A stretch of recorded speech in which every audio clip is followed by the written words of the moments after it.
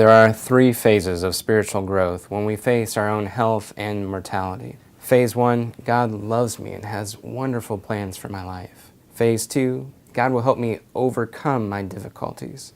And Phase 3, God will help me find meaning in the midst of my suffering. You may have heard the ancient story of Job. In one day, Job lost everything: his home, his wealth, and his belongings.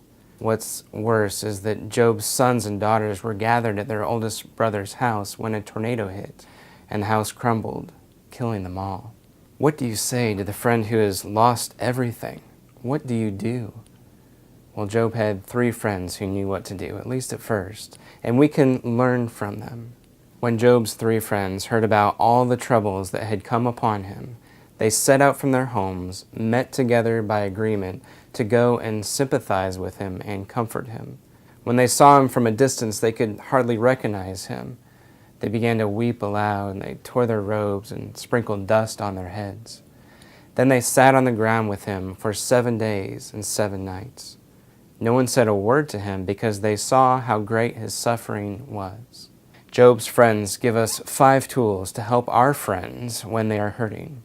Number 1, they made a plan. It's not enough for me to just be nice to people when they're in crisis moments. Sometimes a plan of care, an agreement, is what's needed, a system.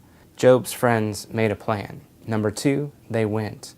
They did more than add him to the prayer line. They put a full stop on their normal lives for their friends, and they went. Number 3, Job's friends were silent for 7 days.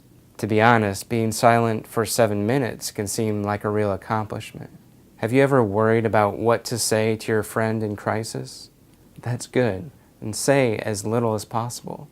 Number 4, Job's friends sat down. A 2011 study discovered that hospital patients had better conversations with their doctor when the doctor sat down next to them instead of standing over them. Thousands of years before that study, Job's friends intuitively knew that since Job was hurting so much, they needed to sit with him literally. Number 5, they wept out loud. I am not a crier. At one point in my life, I thought that was something to be proud of.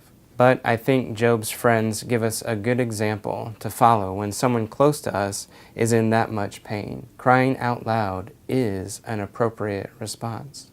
So Job's friends give us 5 tools when our friends are in moments of crisis. They made a plan, they went, they sat down, they shut up, and they cried. Simple, right? Yes, it is simple. It's not easy, but it can make a world of difference for our hurting friends.